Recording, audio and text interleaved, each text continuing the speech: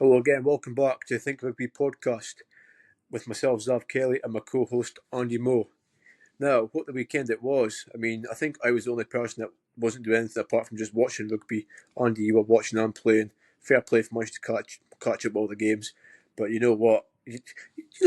Before we get into Six Nations, Andy, how was your game of rugby this weekend? I just felt really sore after the game, 75 minutes, and I've, been moved from a winger to being second row. It's a different experience. Not that you would ever know because, you're a fly half that doesn't make tackles. No, I don't. No, I'm not even ashamed to say it. But you know what they say? Going to the park, you once a boy, now a man. Fair play. I actually respect going into the park because, especially second row, you've got to be a bit of a head case to kind of be stuck in there and be the carnivore fodder and the pushing the scrum. Hence why you're probably so sore. But hey, I'd say, what was the score, Andy? We drew 25 all, I think. It was either 25 or 26, I can't remember. Well, at least I said in predictions there was going to be a draw this week. I mean, maybe not the game I expected, but there was nevertheless. So I guess I got that right way. So yeah, well done, Andy. You went down to Aberdeen as well, was it?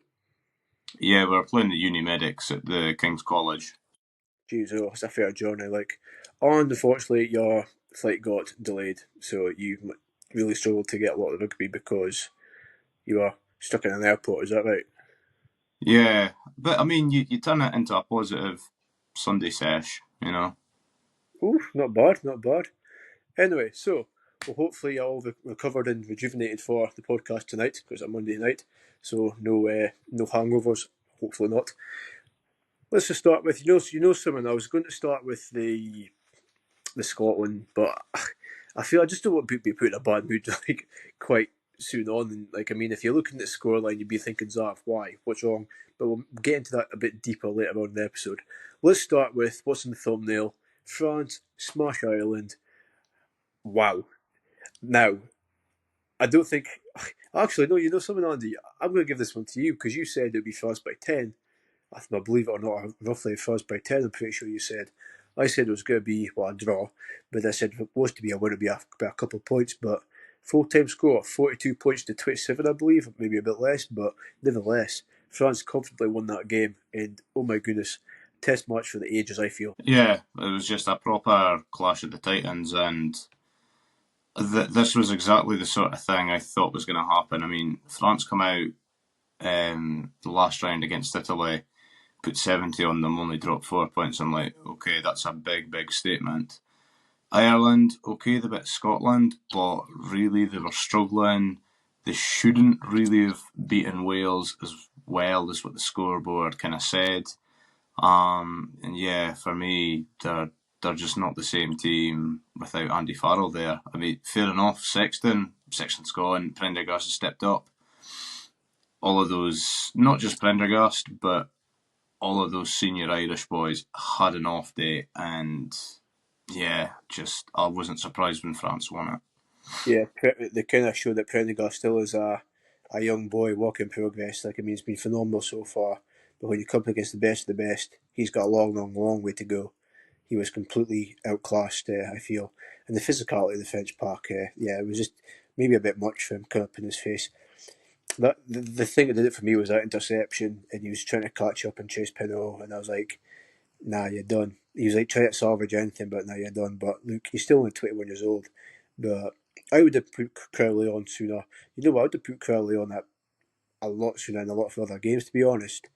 I think he's been kind of left and pushed to the side a little bit, but Crowley, I think, gives you that experience, a bit more temperamental at times. But you can't shy away from the fact that Prendergast is that extraordinary world class talent.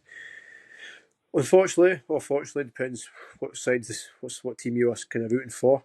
But Peter O'Mahony, Cian Healy, and Conor Murray, all three of them never got the send off that they were hoping for. Mwah, mwah. I don't really care. I was absolutely delighted to see France won. You know something? I caught the first 20 minutes properly, and the rest was I have watched over and back again, but I watched the first 20 minutes, and I was thinking, wow, this is like a real test match. Had everything. It was very unstructured, which very un-Irish. You don't know, it was structured, but a lot of the kind of very very exciting, expansive rugby was very an open play. in expansive, like unstructured play. Just like getting the offloads away, chips over, kicks over. I mean, Bielberry's try, for the second try, oh my goodness, when he kicked it from Prendergast and chased it himself, it was honestly unbelievable. Like that could possibly be try of the year. It's up to just now. I'd say it's try of the year from start to the finish of that move. But speaking of BLBRE though, 21 years old, and I think he scored 18 tries or like is it 14 tries and 18 tests or something. The guy's an absolute machine, and there's nothing made off him either. He's an absolute unit, a proper old school winger, really fast, can get in the road if need be, and can kick and chase and score tries exceptionally well. It's really refreshing to see. Yeah, definitely. I mean, overall, I mean, France, they maybe didn't dominate the first half in the way that they wanted to. Aye. I feel like Ireland, they left a lot of points out in the pitch, which, I mean, Scotland fans were accustomed to that. But Ireland they didn't take advantage of when they had these opportunities. Mm-hmm. And then second half, I think France were just like, no, let's just go full grunt mode. And other than South Africa, I can't think of any other team that can match France for physicality. Absolutely agree with you there. One last thing, what was I going to say? Oh yes, Dupont. Dupont's now injured. 6 to 8 months he's out for, with a suspected or maybe a confirmed ACL injury. Now, you made a very valid point just before we went live. Tarmac had the same injury or similar, was out for 9. Do you reckon Dupont is going to follow suit and be out for about 9 months, which is almost a whole year, 3/4 a year? Or do you think he's going to make a miraculous recovery and be superhuman he is and be back sooner?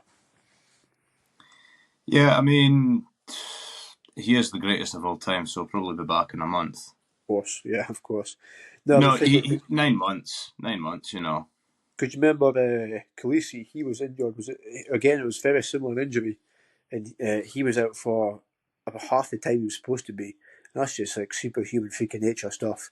But you can't all be built like that. But I think he'll be a long term injury, and he'll be out for well, of course he'll be out for next week, but a good while even into the Autumn Nation series. Probably play it safe and don't play him in the Autumn Nation series. Be very lucky if he does. I feel. But no, just a shame they've probably got as a second choice scrum half, somebody that would probably be scrum half in any other international team in Luku. He is, maybe most international teams, I wouldn't say every single one, but what a guy. Yeah, Luku to come on and play just as good as the Dupont was, if not better. He just came on, again, just like, the France didn't even like feel like they missed the point. They just never missed it. Well, they did miss a couple of beats, but barely missed a beat most of that game against what's meant to be, well, which are the back-to-back reigning champions and also were probable favourites to win the tournament again. Now they've been beat, no Grand Slam. I'm absolutely delighted. I didn't want it to be a 3 in a row for Ireland. Yeah, that's all there was to say about it. Now France are the favourites, unless Scotland can perform a miracle. Do you think it's going to happen? Well, I mean, it is still mathematically possible, so never say never. Never say never, but yeah, we'll get onto that now. Actually, well, I mean, Scotland's got to get 52 points in the final week against France to overtake the points difference. Yeah.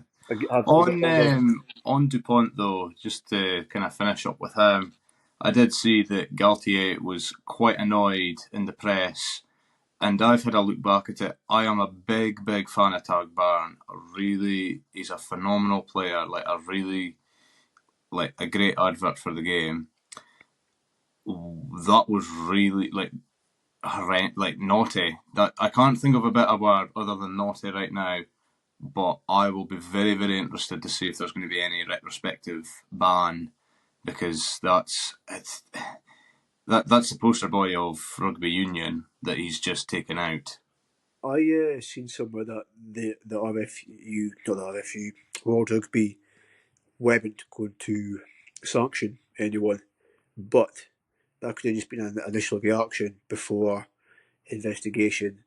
Obviously, looking back, but it is looking awful.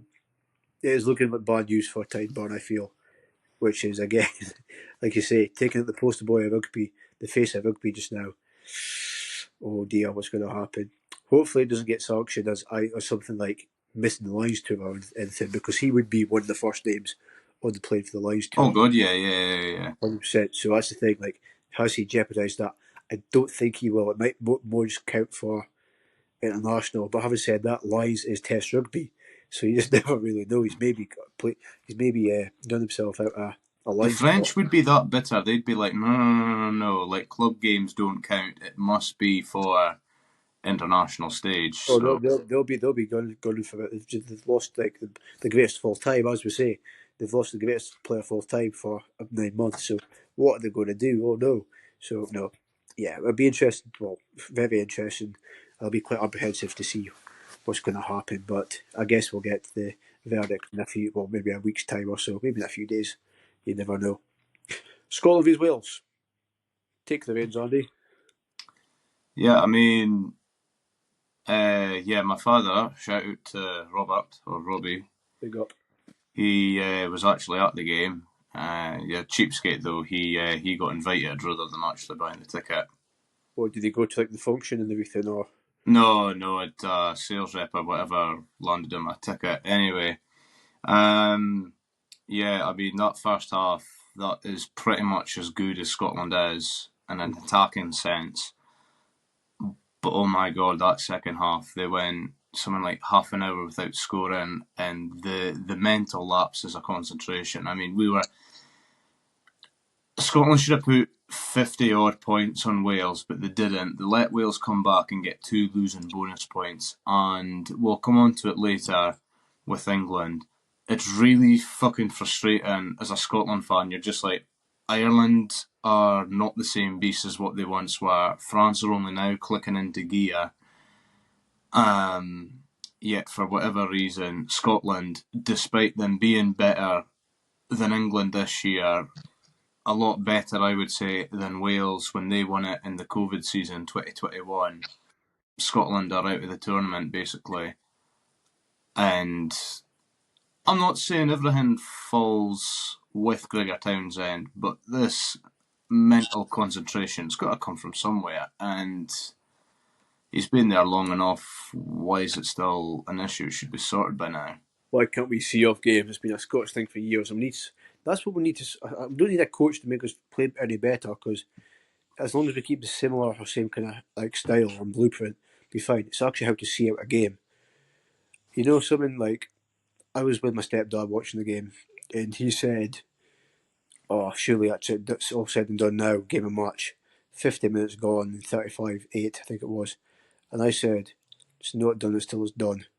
Says it might be a repeat of last year where we just nearly lost it from a similar scoreline ahead. And that did happen. So 48 minutes, it was 35-8, and it finished 35-29. Now, Andy, I think you've got a bit of apology to give me, because you laughed at me and scoffed at me when I said Scotland will win by, 8 points, I think it was. And I also said that both teams would get bonus points, tries, four try bonus points. So, live on air, do you apologise? No. Yes, well, you should, because I'm right. 4 tries. I will score 4 tries, that's right, because they got the bonus point because they kept playing, because Scotland should have kicked it out. How idiotic is Scotland, though?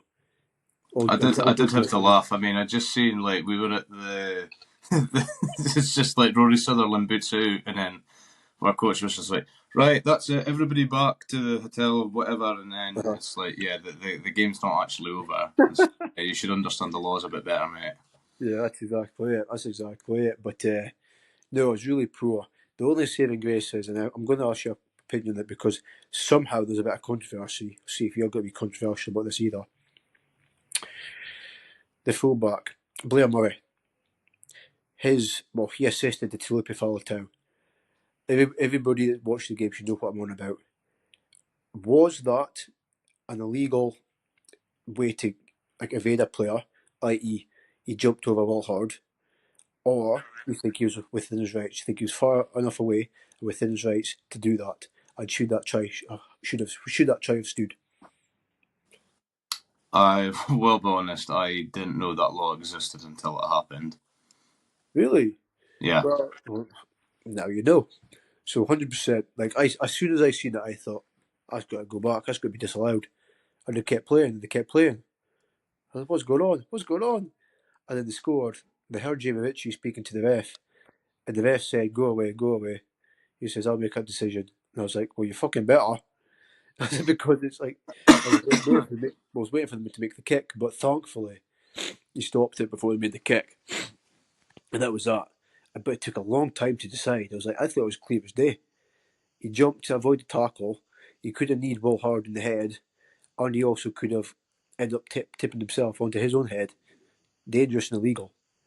Black and Yeah. black and white. I mean, Jimmy Ritchie said afterwards, he was just like, "Oh yeah, I knew it was illegal, blah blah blah. I was just waiting for the referee to come and like disallow the try." I was like, "Yeah, I'm not just quite sure if everybody was as relaxed as what Jimmy Ritchie was at that moment in time." No, not at all. Because I thought for a minute, like he never like blew, and like when they went TMO, he blew and gave the try, and then he was waiting for TMO to intervene. It was a really bit of strange officiating, in my opinion. I thought surely, even though with TMO like that can come in, he should still have the competency to see that, then go back himself, take it upon himself to go back and not let TMO intervene. Nearly gave us all heart attacks for goodness sake. But other than that, overall, like you say, the first half was very, very well orchestrated from Scotland. Finn Russell had the game of his life in that first half. Well, up until he got taken off in the 60, what was it, 55, 60 minute mark? He got Something like taken that, off. yeah. Stafford McDowell came on. Now, I like Stafford McDowell, but he was nowhere near it on Saturday. I was a bit disappointed about it because I thought he would be fighting with like Tom Jordan for that kind of 12 spot, to start in that 12 spot, but obviously Tom Jordan's kind of been given the nod, which is fair enough. He's been playing again very, very well. It suits with Hugh Jones as well. But you do have that luxury to put Tom Jordan in at 10 and McDowell at 12. Obviously, it didn't work. So I'm thinking, from now on, what do you do? Do you keep Russell at 10 and Jordan at 12 and just hope that it can last? I mean, there's just 1 week of Six Nations left. Or do you maybe try Stafford McDowell and Tom Jordan again? Or do you try another 12? Or do you try another 10? Because I've seen that Hastings is back in the training camp this week. Yeah, I've So, seen that, but so no. it's a very, very interesting one. What would you do, personally? Say if a similar situation happened against France, which won't happen, but if. So we're up in the scoreline, and then say Russell needs to go off. Not that he needs to go off, but say if he does need to go off. Yeah. Um, I'd probably just put Tom Jordan to 10 and then McDowell on at 12. Well, hopefully that works next time, because honestly, it just was always a I nightmare. mean, I don't disagree with you. I mean, we'll go back to France when they were going like fuck against Italy. They kept the ponton for the whole game, and you're like, yeah, but he's a star player. Should you not take him off to rest him? But that's what I would have done. Yeah, I mean, overall, I think other than maybe Gregor Brown, I don't think any of the substitutes were that great when they came on for Scotland. Nah, they weren't great. Having said that, you can put that down to a whole team performance, because we had nowhere near as much of the ball. Obviously, because Wales were scoring like wildfire in that last like 20 minutes.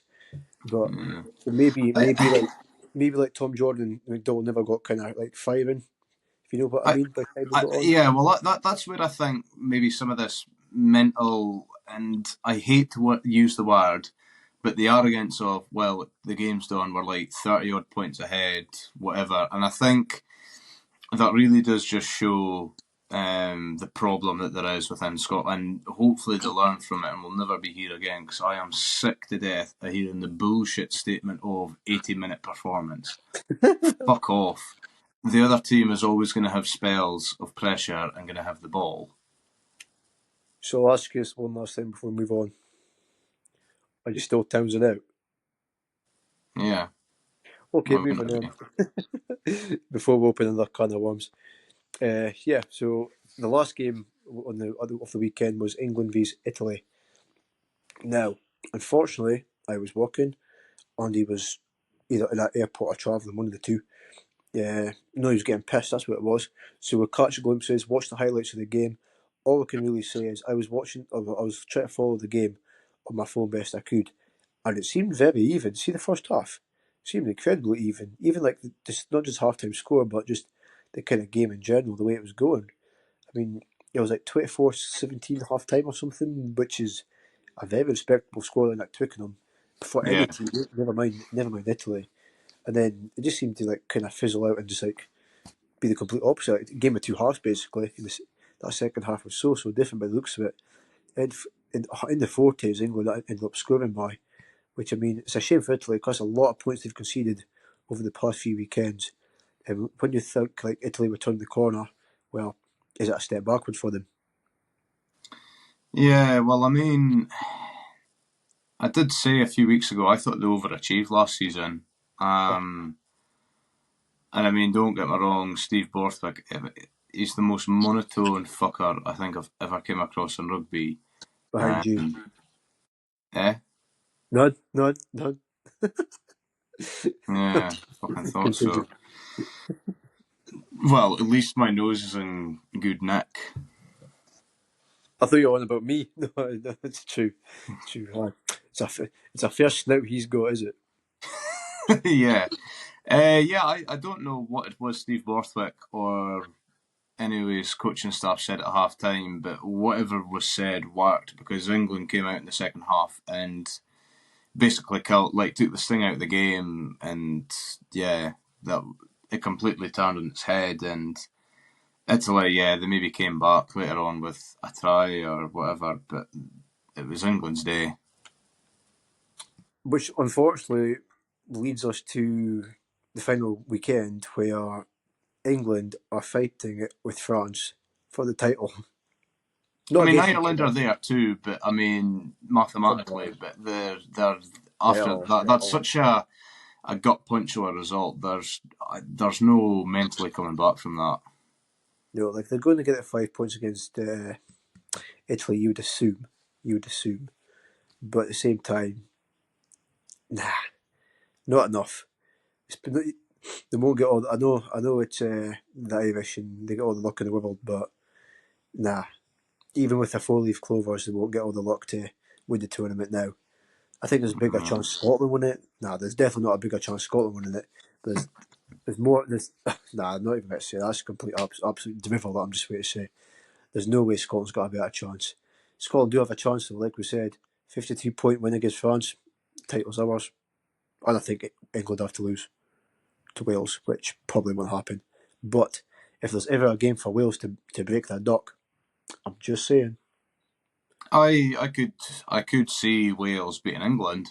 I could see I it. honestly, Prince Bartley, I honestly could. It's not like a daft thing to say. I'm be brutally honest. Wales have improved a lot, as Yeah, I shown. mean, Anscombe and Jack Morgan, they're pretty much their two standout players. I mean, there was something with them playing at the what do you call it, the Principality in Cardiff against Ireland, and again the 20-minute rule, red card rule, that saved Ireland that day. But I would be very optimistic if I was Welsh. I mean, if they don't beat England, they'll certainly get the performance. Mm-hmm. Like I say, like historically, it's a very tough place to go, and yeah, I can vouch. It's a not hostile at all. But the noise inside the place, and like I say, like Wales are hunting for blood. They're looking for blood, and they absolutely hate the English. I can tell you that for free. As much as us Scots do, absolutely hate the English. So they'll be looking to win this game, of like every other game. But I think we'll make our predictions before we go off for tonight. But It's like yeah, a catch 22 because I think I'm thinking like for Wales to win this game, I'm like right if the roof's open, then obviously wet ball that obviously suits them. yeah, But at the same time, if the roof is open, they won't have the atmosphere, and that's like the 16th man in the park, and that I think the English players, some of them will probably crumble think under the so. atmosphere. Hmm. Quite possibly, maybe they're mentally not quite there yet. Okay, here we go. We'll do them. Oh, Super Saturday. We'll do it in order. I've not got the order of the games, but I believe the first game is. Oh, I don't even know. Have you got the games to hand? If not, no worries. All I know is that Scotland play France last, so we'll save that. But yeah, we'll go England Wales first, and then so on. Going in. I actually think it's the Italy game first, but no, we'll go England Wales. England Wales. I think.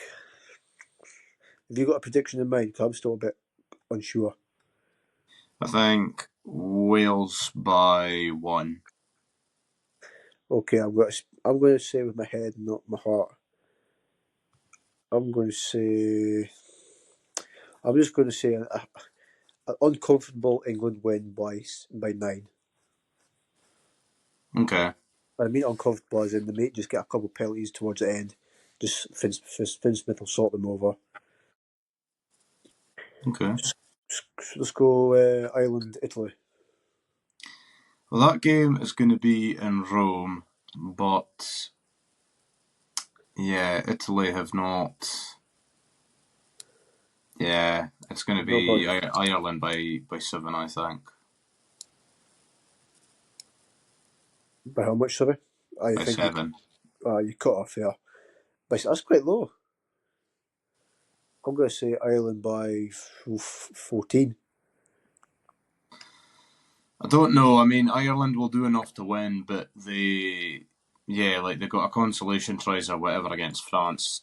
Only 3. They didn't get 4 for the bonus points. So France are 2 ahead, but I don't know. I cannot see how Ireland will win it, but who knows? Okay, then here's for the main one, the main event. I'll go first. I think it's going to be Scotland by 52. Nah, I'm joking. It's going to be Scotland Ah, by. is that with Hamish Watson playing captain? Actually, Darge is out injured. Hamish Watson could get a recall. Nah. I think you'd have got to be called by now, mate. I'm not going to lie. I think I can. Sorry for bursting your bubble there, but I think Hamish Watson's nowhere near it. Like, I'd much prefer Ferguson and Dempsey there anyway. But we'll see. We'll see who. I don't know because Ferguson's not an out and out. There's no out and out seven there, so they might end up getting. I don't know actually. Who would they put there? Moving on, I'll give my prediction: France by 20. Aye, Yeah, I guess I'm going to go with Scott. this Scotland team is underachieving. In years going by, I'd be like, yeah, they've got a chance going to France, but if there's one thing that really struck to me is the fact Townsend, he's at the end of his cycle with Scotland. I'm going to say Scotland by 3. And you know what would be the most Scotch thing? Win when the pressure's off. We can't win the championship. We end up winning. England win the championship. And now, I mean, we've done England a massive favour. But yeah, I think, like you say, it's time for Townsend to go. We've said it about like 3 times this podcast. If we don't finish, honestly, if we don't finish above above third, ever, what's the progression? Realistically, we are going to finish fourth this tournament, which is going backwards if you think about it, which is not good enough. It's You can have, regression. yeah, you can have off years, but we've not had like years where we've like improved start wise as in like climbing the leaderboard. So it is regression, which I mean that doesn't win you anything, does it? Just the wooden Oh, spoon. exactly. Well, that's all we've got time for this episode. Unless you've got anything else to add, Andy. No, it's fuck Townsend, you know. Yeah, there we go. I thought you'd get there eventually. So, follow us on YouTube, give us a subscribe, give us a like, send on to somebody who would like to see this or who needs to see this. I think it would be podcast. Get involved in the comments below. We do read them, we do react to them from time to time. Hello, And Struan. is that who the guy that commented last time? Yeah. I see. Nice one. and yeah, TikTok and also on Twitter at Think Rugby and Andy Mo. Follow us on everything. Help grow the channel, grow the page, and get stuck in. Thank you very much, guys. That's all from me and Andy. Bye bye. See you later.